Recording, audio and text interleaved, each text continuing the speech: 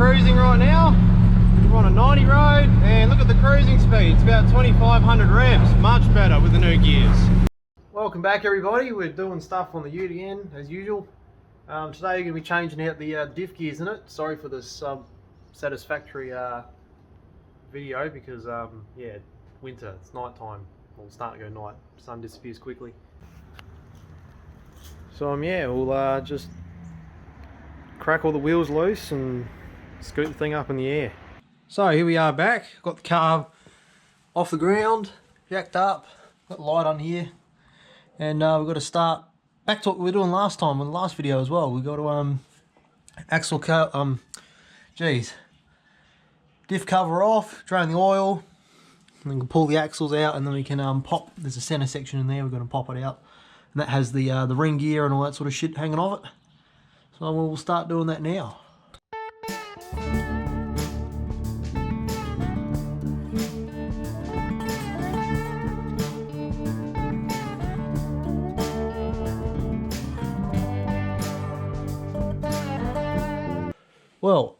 Well guys, got the diff apart now, tail shaft dropped, everything like that. I didn't really film all of that last night because if you want to see me do the same thing, well, the previous video shows most of that. Got the center section out, so there it is. Apparently these are actually 373s, they're not 410s or 411s, whatever they were. So there you go. So it won't make that much of a difference with the new gears, but it will still make a difference, it'll be a bit nicer. Also means that the car will still go pretty hard. So yeah. So the next thing for me to do is to remove this pinion nut right here. So I'm going to put a couple of the tail shaft bolts in, put in a, what do you call it, a bar that goes across, go off the floor, break a bar, and hopefully that comes off. If not, I have to bar an impact. Well, there you go, that's the setup for what we're going to try and do. Got two tail shaft bolts in there, bar hanging off the ground, and we'll try our best. We'll get a longer breaker bar in there though.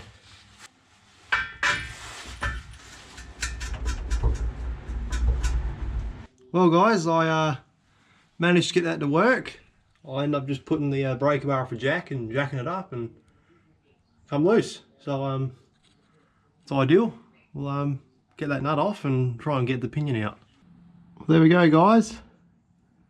Nut is off. So should be able to tap this flange with a hammer and this should slide off. That would be ideal.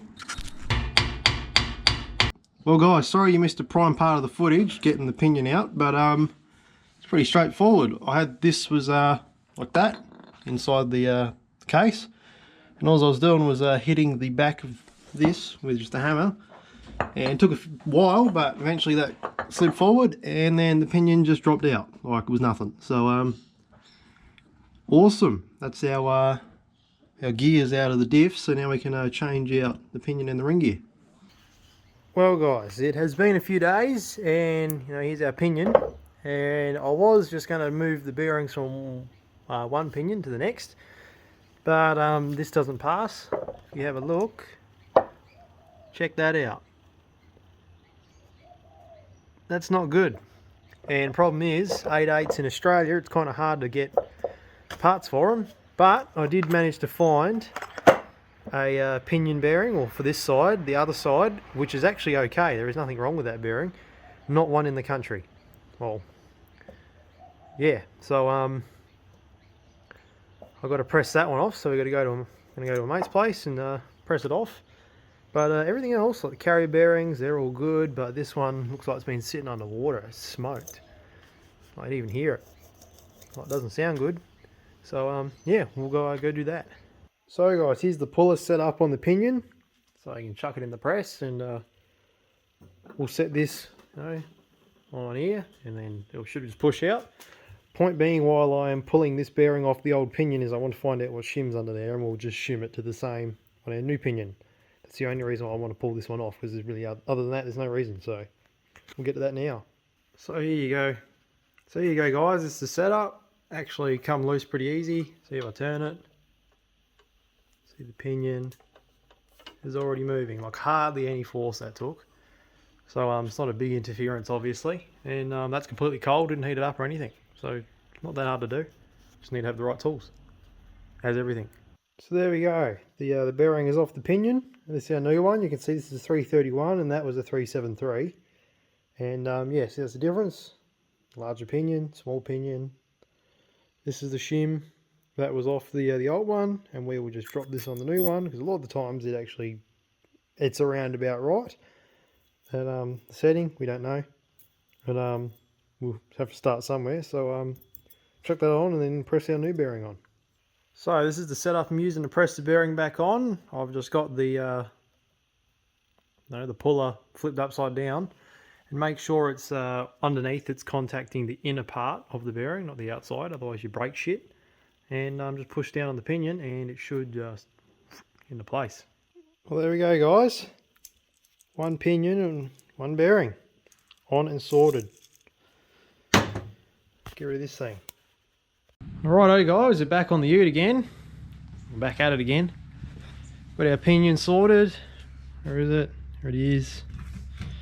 So we can start throwing stuff back into our what do you call it? Differential case, I guess you'd call it. So yeah, get the light down there and start putting shit back together.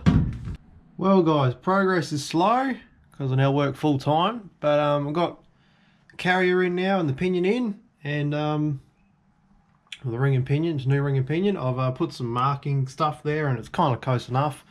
I know you're not supposed to use that, it's just bearing glue, but it's what I have. Should be good enough.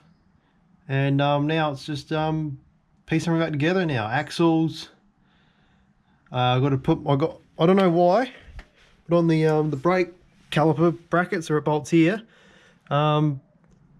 this side, the bolts that go into here are all bent. I don't understand why or how, but they'll have to be replaced. And then yeah, I'm looking forward to be able to drive the car without using so much fuel.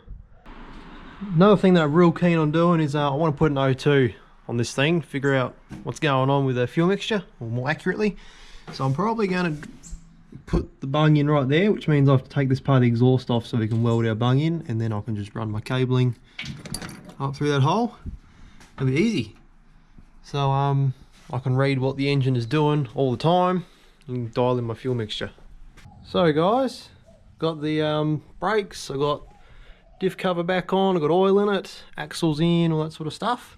Just need wheels to go back on it. But what I'm looking at now is the exhaust on the passenger side. So we can put in our O2, so you have to take that off. So I'm thinking we'll probably put it around here somewhere, but we can drop it from, there's bolts there that drop it, and then one connector, or the two bolts connected to the muffler box at the back. And as soon as we've got easy access now, we'll do that now.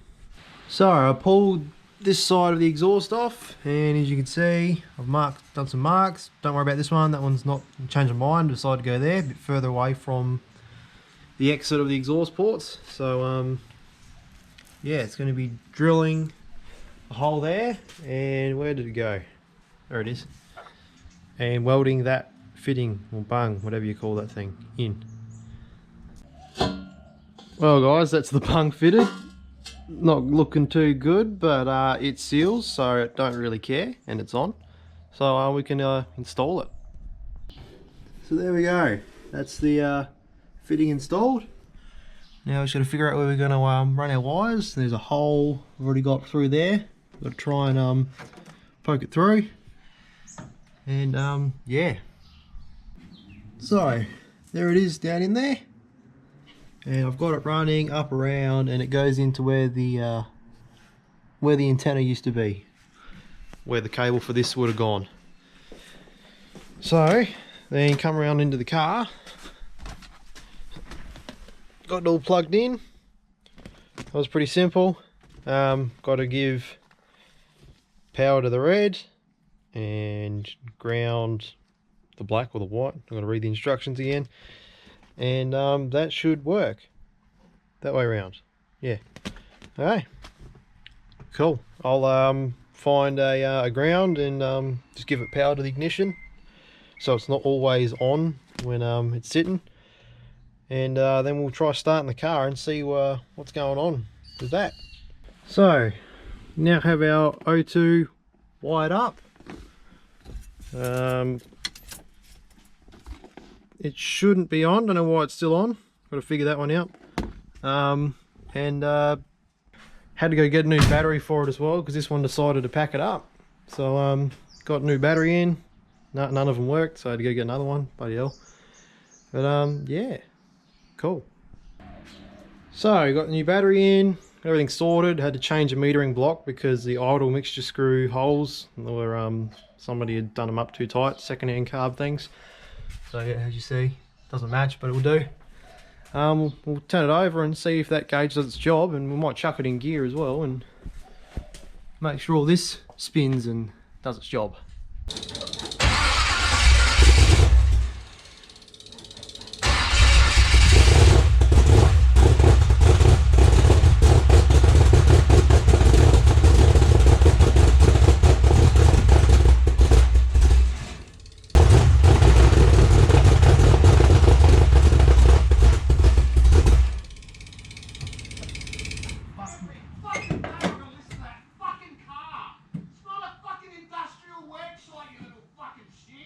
Well guys, got the ute back together. I think it's ready to go. Wasn't running very good last time. Did a carb swap. It's got the double pumper on there right now. So now I've got the AFR gauge. You can probably dial it in a bit better. But yeah, got our gears on, tyres back on. We'll take it for a spin, see what happens. Well guys, I've brought the ute out and got this hooked up. Probably can't see it with the camera because of the frames, but this is definitely necessary. The idle, everything, it's really good. It tells you where you're fat depending on where in the engine RPM range you are. But yeah, I found out what my idle was, and the idle was horrible. So used this and dialed it in real good. And I've got it idling at around about 14, well, because it's got the camshaft in it, it's around about 14.5. That's the average for the idle. So guys, we're out cruising right now. We're on a 90 road and look at the cruising speed. It's about 2,500 revs, much better with the new gears. So awesome. Check that out. Much nicer to drive, save a lot of fuel. Well, thank you guys for watching this far today. If you already have on the rear gear install and the AFR gauge and all that sort of stuff, it all worked out pretty good, and we'll see you next time.